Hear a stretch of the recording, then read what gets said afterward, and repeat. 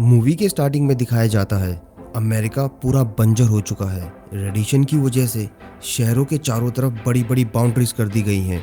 शहर में जगह कम होने की वजह से बड़ी बड़ी आसमान चूमती बिल्डिंगें बनाई गई हैं जिसमें 1 लाख लोग रहते हैं। इन बिल्डिंग्स को ब्लॉक कहा जाता है। ब्लॉक्स में गरीबी होने के कारण शहर का क्राइम रेट चरम सीमा पर है। क्राइम को कंट्रोल करने के लिए एक ऑर्गेनाइजेशन बनाई जाती है जहां जजेस काम करते हैं जो क्रिमिनल्स को पकड़ते हैं और साथ ही साथ सजा भी सुना देते हैं।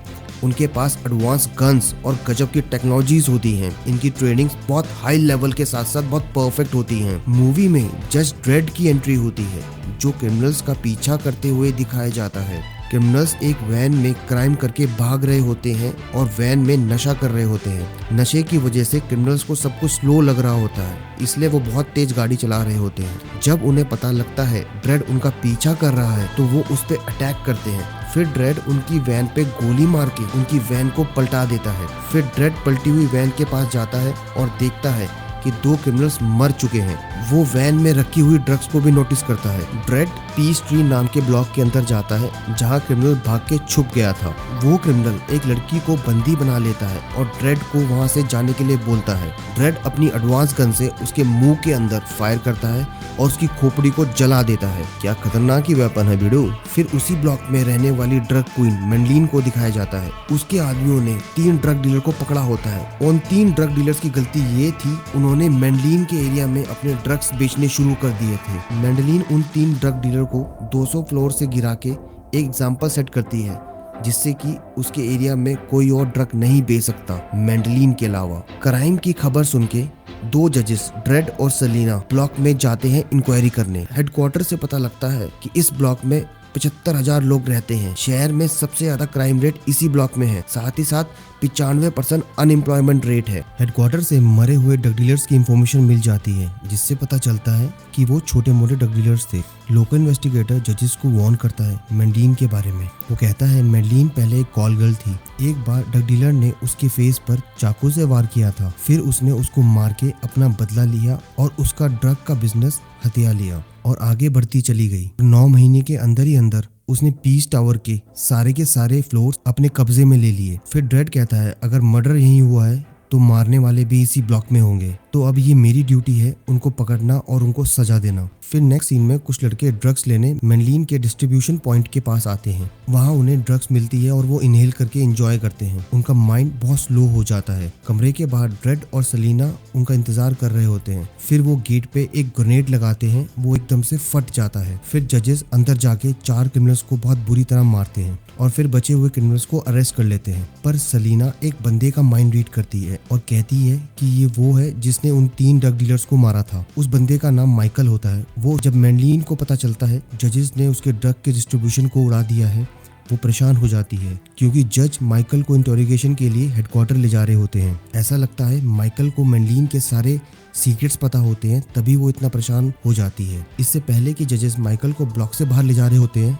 ब्लॉक में इमरजेंसी लाइट जल जाती है। फिर ब्लॉक के सारे एंट्री पॉइंट्स बंद हो जाते हैं। फिर पता लगता है कि मैंडलिन ने लॉकडाउन लगा दिया है पूरे ब्लॉक में। ना कोई बाहर जा सकता है, ना कोई अंदर आ सकता है। कुछ टाइम बाद मैंडलिन एक खतरनाक सा अनाउंसमेंट करती है। वो ब्लॉक के सारे लोगों को वार्निंग देती है, ये लॉकडाउन तब तक नहीं खुलेगा जब तक 2 जजेस की लाश उस तक नहीं पहुंचती, और जो भी जजेस की हेल्प करेगा उसको और उसकी फैमिली को मार दिया जाएगा। सभी लोग डर के अपने अपने कमरे में चले जाते हैं और गैंगस्टर रेडी हो जाते हैं जजेस को मारने के लिए। लॉकडाउन की वजह से ड्रेड अपने पुलिस स्टेशन पे कनेक्ट नहीं हो पाता है। जैसे ही गैंग मेंबर्स जजेस को मारने के लिए आ रहे होते हैं, ड्रेड एक एक करके उन क्रिमिनल्स को मार डालता है। फिर वो एक मेडिकल सेंटर पहुंचते हैं। वहाँ एक आदमी दरवाजा नहीं खोलता है और कहता है कि तुम लोग नहीं बचोगे, मैंडलिन तुम्हें मार देगी। फिर जजेस माइकल को लेके आगे निकल जाते हैं। तभी 4 क्रिमिनल्स उनको ढूंढते हुए उनके पास आ ही रहे होते हैं। जजेस उन्हें चकमा देके चुपचाप निकल जाते हैं और वहाँ का सिटीजन कोई उनकी हेल्प करना नहीं चाहता क्योंकि मैंडलिन का ही उस ब्लॉक में इतना खौफ था।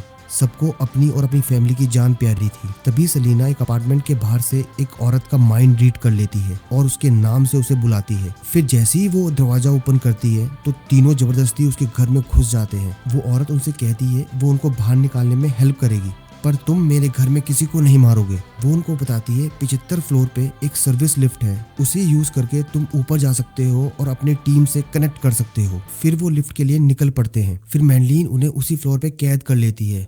सारे एग्जिट और एंट्री पॉइंट उसी फ्लोर के बंद कर देती है। फिर ड्रेड बाहर जाके देखता है तो पता चलता है मैडलिन के लोग बड़ी बड़ी मशीन गन्स लोड कर रहे होते हैं और फिर उन पे फायर करना शुरू कर देते हैं। ये गन्स बहुत पावरफुल होती है। इनफैक्ट इनकी गोलियां मोटी से मोटी दीवारों को भी आर पार कर देती हैं। इस शूटिंग में ब्लॉक के बहुत से मासूम लोग मर जाते हैं। ड्रेड बड़ी मुश्किल से बच निकल जाता है और सेलिना के पास पहुंचता है। फिर वो एक गोली मार के दीवार को गिरा देता है। फिर वो ब्लॉक से निकलकर एक छत पर कूद जाते हैं। वहां ड्रेड हेडक्वार्टर से बात करता है और मदद मंगवाता है। फिर मैडलिन जजेस की लाश देखने के लिए एक लड़के को भेजती है। जब ड्रेड की लाश देखने वहां पहुंचता है, ड्रेड उसको पकड़ता है और मैडलिन की आंखों के सामने उसको बिल्डिंग से गिरा देता है। फिर ड्रेड माइकल को बहुत मारता है, बहुत धोता है और कहता है तुम मैडलिन के लिए बहुत कीमती हो। तभी उसे डर है कि तुम उसके सारे राज खोल दोगे। माइकल चुप रहता है और उसे कुछ नहीं बताता। फिर सेलिना कहती है इसको मेरे हवाले कर दो। अपनी माइंड रीडिंग की पावर से उसके दिमाग में घुस जाती है और जान जाती है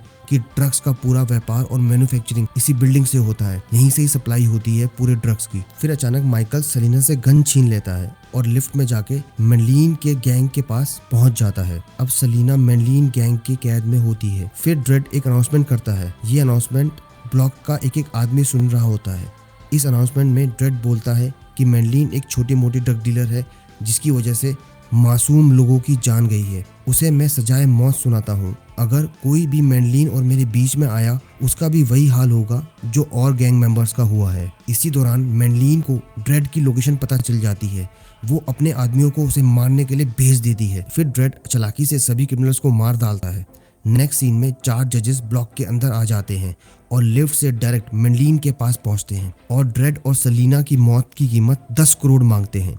मलीना पैसे देने को एग्री कर देती है और डील डन हो जाती है।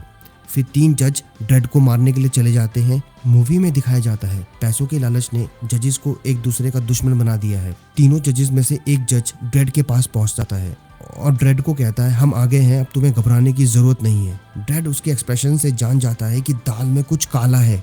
जैसे ही जज अपने साथियों को बुलाने की कोशिश करता है वैसे ही ड्रेड उस जज को मार डालता है। माइकल सेलिना को मारने से पहले पूछता है उसकी आखिरी ख्वाहिश। सेलिना कहती है तुम ज्यादा टाइम जिंदा नहीं बचोगे बच्चों। जैसे ही माइकल सेलिना की गन से ट्रिगर दबाता है, गन पे लिखा आता है ID फेलियर और तुरंत गन ब्लास्ट हो जाती है और माइकल का हाथ गुब्बारे की तरह फट जाता है। दरअसल गन सेल्फ डिस्ट्रक्टिव मोड पे चली जाती है अगर कोई दूसरा उसका ट्रिगर दबाए तो, और सेलिना माइकल को मार के बच के निकल जाती है। फिर एक जज जो मैडलिन से मिला होता है सेलिना के सामने आता है और उसे कहता है मैं तुम्हारी मदद करने आया हूँ। फिर सेलिना उसका माइंड रीड करती है और उसे तुरंत मार डालती है। दूसरी तरफ दिखाया जाता है ड्रेड एक लैब तक पहुंच जाता है जिसमें ड्रग्स बनाए जा रहे होते हैं। वहां ड्रेड का पीछा करते हुए 2 जजेस भी आ जाते हैं। ड्रेड एक जज को मौत के घाट उतार देता है। उसके बाद ड्रेड की गोलियां खत्म हो जाती हैं। फिर ड्रेड दीवार के पीछे छुप जाता है। दीवार के पीछे छुपा देख जज अपनी गन को लोड करता है और गोली चलाता है। गोली दीवार को पार करती है और ड्रेड की बॉडी से आर पार हो जाती है। ड्रेड गंभीर रूप से घायल होकर जमीन पर बैठ जाता है। फिर जैसे ही जज ड्रेड के सामने आता है और उसे गोली ही मारने वाला होता है,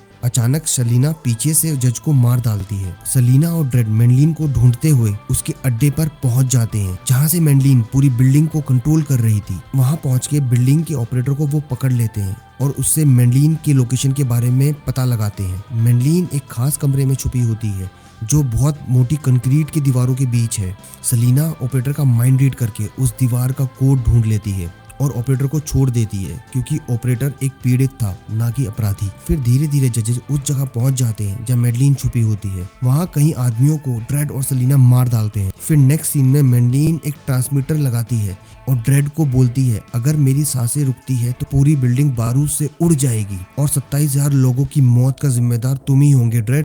ड्रेड बोलता है मैं कोई तुमसे सौदा करने नहीं आया हूँ और फिर एक गोली चलाता है जिससे मैडलिन घायल हो जाती है और उसके पास जाते वक्त एक ड्रग की शीशी उठा लेता है और मैडलिन से कहता है ये ड्रग अब तुम पियोगे और जब तुम्हें बिल्डिंग से नीचे फेंकूंगा तो तुम्हें बहुत मजा आएगा। फिर ड्रेड मैडलिन को ये ड्रग पिलाता है और नीचे फेंक देता है। फिर मैडलिन को नीचे गिरते वक्त बहुत स्लो मोशन फील होता है और वो मर जाती है। ना कोई ब्लास्ट होता है ना कोई इनोसेंट लोग मरते हैं। मैडलिन ड्रेड को बेवकूफ बना रही थी और फिर लॉकडाउन खत्म हो जाता है। इसी तरह ड्रेड और सेलिन इस केस को खत्म करते हैं और नेक्स्ट मिशन के लिए रेडी हो जाते हैं और ये कहानी यहाँ पर ही खत्म हो जाती है। मैं आशा करता हूँ आपको ये कहानी रोमांचक और एंटरटेनिंग लगी होगी।